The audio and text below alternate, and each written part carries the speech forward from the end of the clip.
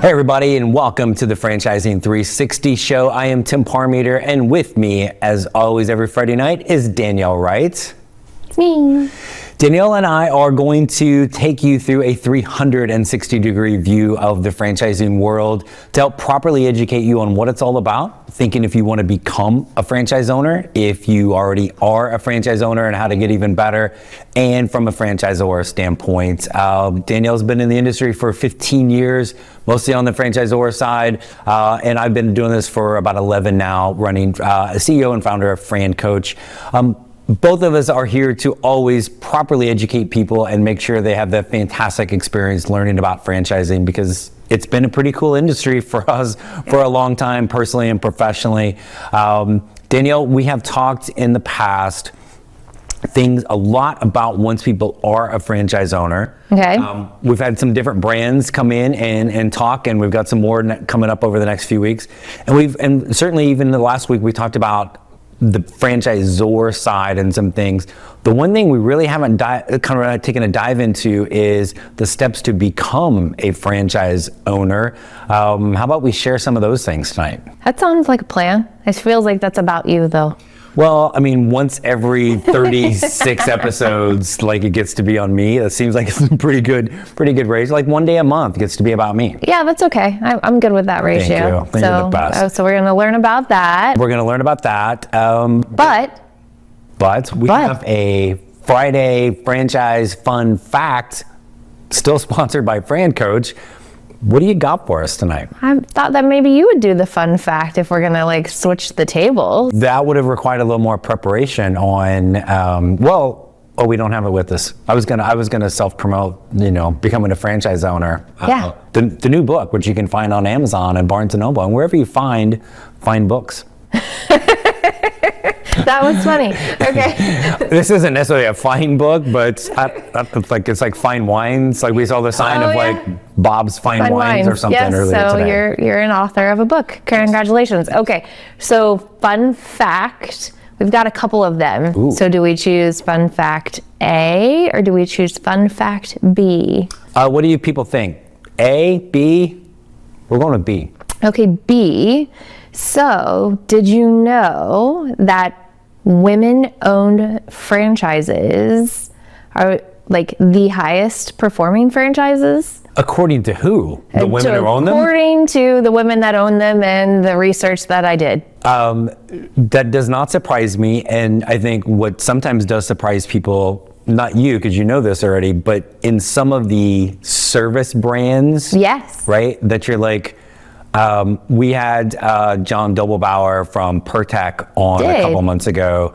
Hydraulic hoses, right? One of their top owners, a couple of their top owners are female owners. So even in like the unsexy blue collar things that maybe don't necessarily seem like they fit, they're still killing it. Why is that? It goes into what we're going to talk about, right? Like, what's the process? What's the steps? How do I learn more? Like, how do I go through to being an approved franchise partner? And like, there are more and more women that are looking at that diversification to do something. Maybe their kids are grown and they're now at that space, but it'll be a fun opportunity for us to kind of walk through how do I get awarded a franchise? Yeah, and we did in March on the Franchising 101 podcast, the last couple of years, we featured women in franchising. And this year we had two really amazing guests that are part of franchisors, but we also had two of our brand new franchise owners that we've worked with at FranCoach that were females, and really there were three in a row for us that were women.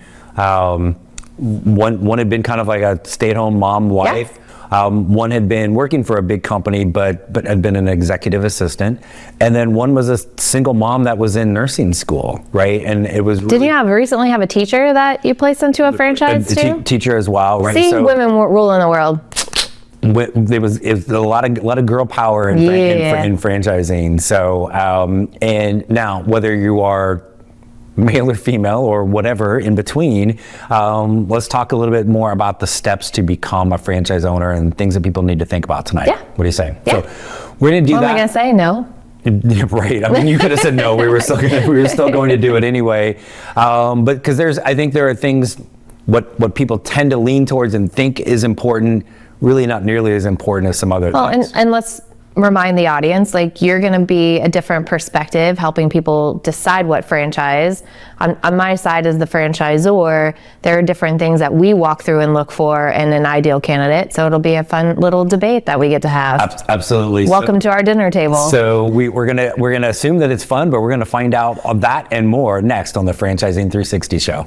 Welcome back to the Franchising 360 show. I'm Tim Parmeter with Danielle Wright, and we are actually talking tonight about the steps and things that you need to think about to become a franchise owner. And really, I always kind of back that up to help determine if you should become a franchise owner first. Okay.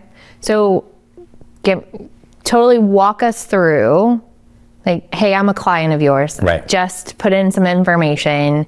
What's the first thing? Okay, you get me on the phone, which, let's be honest, that's a feat. What are we talking about?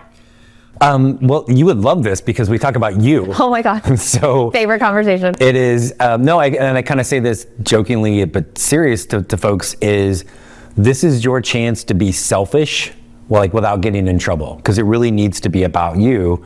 And you hear this all the time, what's the best franchise or the top industry? And in the corporate world, their focus is the industry. How hard is it to switch industries or different jobs in the corporate world? Because if you're trained and learned in one thing, this is the thing that you're going to apply for other jobs looking at. Right. And no offense to corporate HR people out there, but they're not really thinking outside any sort of box, right? So, but with franchising it's totally different, right? So there's really three things that are most important in this. Okay. is that owner role. You're the one that's going to get your butt out of bed every single day and go run the business. And so we're going to kind of create, and some of these things sound cheesy, but it's really key, is what's your ideal scenario every single day? Okay. And if we ask that, you would have some things in mind, but we're going to, to me, when this is done properly, we're digging really deeper and not just focus, I used to do this and this. Oh, okay, well then. But doesn't that matter though? It totally matters. Okay. But is that what you want to do now? Maybe. Right? And that's so I'll give you an example. I don't know what I don't know. Right, and that's where the questions come in. And so we'll go through a couple things, but we'll have probably 3 steps before we ever start to do the research. And really, the number one thing, we've talked about this a lot, is, why are you even looking at this, right?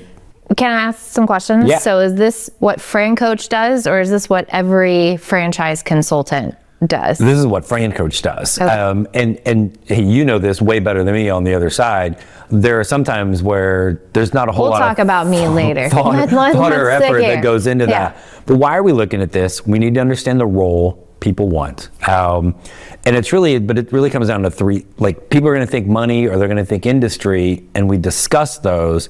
What's your role? We call it the get out of bed test. Okay. You're the one that's got to get your butt out of bed every day and go run this. What about the people you want to be around? Your staff, your customers, in the community, things you want to be able to talk about. You want to be able to wear that, your logo, and you want to be proud of it, right? So your role, the people, and then the franchisor. We're all good at things, and we're all things I could use a little bit more help over here. The franchisors are no different. They've got every franchise, hey, we got great support over here and here. Yeah, we'll support you over here too. So it has to kind of align, but even that the people component of the franchise, how you're going to align, and again, you say this all the time, it should be a partnership. Yeah. It should be, and again, think marriage and the family. You want to feel like you're in the right room with and the culture's overused and vision gets overused a little bit, but they are also real. Okay. And when you have those things, when you're getting up and you're excited about what you're doing and it's in your wheelhouse, you're around the right people for you, and you've got the support, right, from those things. Nowhere in there did I say industry. Will we talk about industry? Absolutely. We want to understand why somebody might like this or not that. Do we talk about the money? Of course we're talking about the money, but the money is always going to follow the fit, the understanding of that day in a life, because that's the stuff.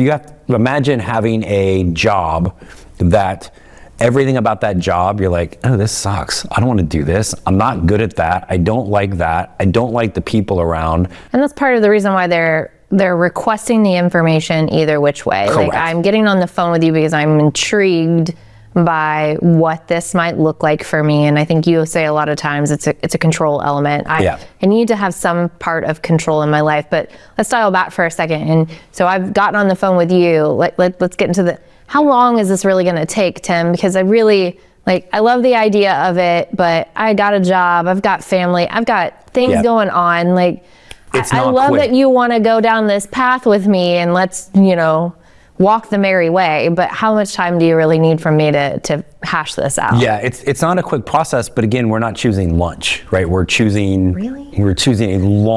what should be a long-term partnership. And I want to answer that in more detail, but you said the word control, and it is without question the number one reason why people look at franchising. So it's not a negative word. No. I mean, in some senses, certainly, but with franchise, it's control of freedom, flexibility, their schedule, what they're doing, with who they're doing it. And again, if it's the old amount of times I hear, hey, if I'm going to work my butt off, I'd rather do it for me versus somebody else. But that time component, let's because I want to know how much time I got to commit with you. Yeah, that's a lot. It's not well, and I know your interest in committing time to me is limited, but that's okay. But what's this process look like from there, and the time and that and more when we come back on the Franchising 360 show? And welcome back to the Franchising 360 show. I'm Tim Parmeter with Danielle Wright, and we are talking about some of the steps and, more importantly, some of the questions to be thinking about as you are determining if owning a franchise is the right one for you, if it's the right thing for you, and if so, the right one. And before we went to break, you had asked me a question. I did. I, of course, was listening. I hang on every word you say, but maybe somebody missed it. What was the question that you asked? It's like, how much time do I have to, commit to this process, just with you, right? Because I'm talking to you before I ever talk to franchisors. Correct, right? And so, and again, I'm of the belief for this to be done properly, it's going to take time. We'll have at least 2 conversations, probably have them fill something out before we know enough to do the research. Now, time that might happen within a couple of days, that might be in a couple of weeks, right? But we need all that information to properly do the research. For us, we're working with almost 700 brands. That's a lot of behind the scenes information that we've got to be able to match and align, right? So once we connect people. Match and align, tell me more. But briefly. No, franchises can look the exact same to the consumer. Okay. But it can be completely different behind the scenes. So hence the reason why you're asking me questions about what's my picture perfect role look like? Even if it's what are you about as a human being, and how does that align? Because there might be a franchise that has a very philanthropic arm. We've talked a lot about military and veterans. Well, here's a franchise that's incredibly veteran friendly. You're a veteran. There's another brand that does the exact same thing. It's not that they hate veterans, right? But one might be more aligned with you from a people standpoint. But when we get to the point of introducing franchises, and again, I think this is key, 3, maybe 4 brands. Because again, you're busy, maybe you got a job, you got a family, you got a life, you got wife, stuff, mother, right? kids, soccer. All of those things. So, excuse me, if I'm just shotgunning, here's 15 of them and, good luck, it doesn't really when you get to the franchise, you still have a whole boatload of research to do with them. So that's why I think I'm balancing the time. With my consultant group, you guys, FranCoach, your 10 consultants, how much time am I spending with you on top of how much time am I committing to doing that research? Months, right? From the time we introduce people to franchises, and there's one point I always want to touch on with that, but from the time we introduce you to franchises, 3 or 4 of them, because it's going to be a lot of information, that's going to take 6-8 weeks. There could be a dozen or more steps along the way that now I've just introduced you to 3 franchises, totally different. You probably don't know the first thing about any of them. You don't really know much about franchising yet. And now they're just pummeling you with information. We don't do that. It's a lot. Right? But because from that side, there's so much you've got to be able to share on the franchisor side. And they have so many questions. Correct. Because there's not every group that's through Right. a process step. I mean, a lot of times on the franchisor side, we're just getting Yeah. a name, an email, and a telephone number, and like, good luck, hopefully you get a hold of them. And I could take somebody through the exact same process, show them the same brand, and they're going to have a completely different That has happened to you, Oh. right? Like you've got, for our viewers, a lot of people work with multiple consultants, but I think in your group, what I personally know of, a lot of them end up dumping their other consultants. Right. But even for me, I could have two people and I take them through our process and introduce them ultimately to the same brand. Their experience is still going to be different. They're going to ask different questions. They're going to hear things differently. How do you help people through that? That's where for us, like we're having during that maybe 2-month stretch, I mean, we have pretty much weekly calls with them to like almost borderline like therapy sessions, right? Like, hey, they lay on the couch, tell me what you learned from all of those calls, because there's no way they're gonna grasp every bit of that information. So we're here to help, all right, make sure they don't miss any steps, they don't miss any information, that they're asking the right questions. People can have the questions at the beginning pretty easily, but what about steps 7, 8, 9, 10 down the road? We talked a couple weeks ago about costs and fees, right? Right. Some people may need a little bit more help with that, right? And so that comes up. But when we go back, the one thing I always like to share, because people think I'm crazy when I say this, when we introduce people to franchises, it's pretty common that there's one of them that they just think I'm absolutely off my rocker nuts and they're gonna roll their eyes at me. Okay? You're probably right, but okay. The amount of times that ends up being the franchise that they own in the end will just blow people away, because we got to get outside of our comfort zone to really find that thing. We had an owner a few years back. Not only did he roll his eyes, he complained openly about one of them, and then did kind of give me, I promise I'd have an open mind. Like, dude, your mind doesn't sound all that open, but anyway. And even after that first call during kind of our update conversation, he still wasn't feeling it all for this brand, but his complaints and concerns were just wrong. And I'm like, I think you're wrong. Have one more call. And that next call is when it clicked. He owns now 3 territories of that one. He's bought one of their sister brands. He's one of the top owners in their whole thing.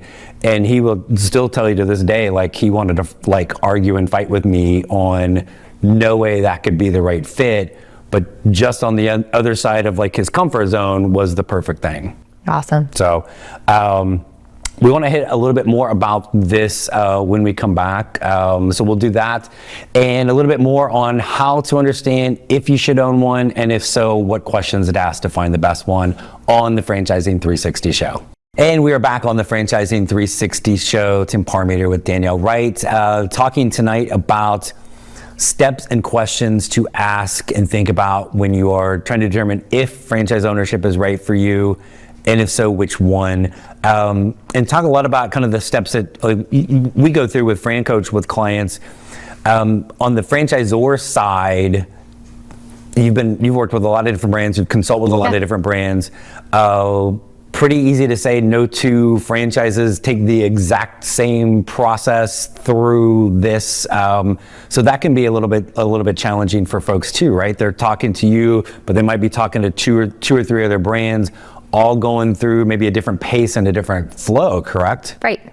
I mean, you're shopping, right? So when you're shopping anything, you're going to be at different levels. People on my end some jump really quickly into a lot of things, and others do the same processes. So I think working with FranCoach and other FranCoachers and some other consultant groups that are like-minded of let's talk about you. Let's figure out who you are and what you want to do. So we take the same steps. I think that's why the brands I work with, like we like the candidates that FranCoach brings to the table, and some other consultant groups as well, just because we are trying to get to the root of the person to make sure, again, it's the right partnership. Yeah. So when you're thinking about putting people in front of different franchises, are there franchises you like that you don't show due to their internal processes for those next steps? Did I just get ready to like blow that out of the water? Understanding the internal process and the people behind it is hugely important, right? Because again, you're matching the person that I'm going to send you over to a franchise, the person you're going to talk to, their development person, whatever. Right, but that's their first blush of a brand. And it's usually a pretty good window into what that brand is all about. Okay, explain. Especially if they're an employee, right? The outsourced groups, well, frankly, I try to avoid as much as possible. Anyway, many of them. Well, no, you know the ones that like to take a quick path through things. And so, but understanding that person, hey, here is somebody that is going to be very meticulous and very methodical at a slower pace, but that's really going to align with Bob over here. But then, you know, here's Sally, like no, let's go. That might not be the best fit. So I think understanding, again, it's really a holistic approach. So hey, because there are so many brands that you work with, like there could be one or two or three brands that do the same thing. How heavily are you weighing the development side of those organizations as you present? I think you're weighing the development side. You're just weighing what you know about the franchisor in general. And I mean, I can like the development person all day long. Like there have been times where I've been married to the development person and like, I love you, but that's just because of that. I'm not sending you the lead. Oh, okay. Right. I mean, so, but those things matter. They matter greatly because again, I don't care which franchise people start. Okay. Right? And really, if I back it up, I don't care if they start a franchise. For us, our number one goal is to make sure they understand if they should. Finding the best franchise, like honestly, that's the easy part because that's what we do, but it's because we take like a much more thorough and diligent approach and take the time to get to know the franchisors. So on the back end, right, you're working through these processes and like there's 6, 8, 12 weeks with the franchisor. How much do you help drive their decision making, if at all? Decision making, none, because honestly, I'm a firm believer of when it's done properly, they'll never make a decision. They're going to get to the end and go, oh, yeah, this is if it's an agonizing decision, right? But I'm here to like kind of guide them and coach them along the way to make sure they get the information. If I am any way, shape, or form pushing or selling, it's not my job to sell your franchise or anybody else's franchise. Like, I don't care about you, I care about my person, that they're getting the best experience and best information possible. So how do you work with the inside sales team with a brand? If that's, if there's no, hey, I make a decision, don't make a decision, let's be clear, nobody makes any money unless someone buys something. Right. So no, there's constant communication of throughout, because I want to make sure you're trying to award my person, so I want to make sure, like, hey, are you getting everything from our client? Are they showing up properly at being able to do And the award is a whole separate conversation we need to have. A whole separate thing, and even more on the franchisor side and some of the things that you're looking for.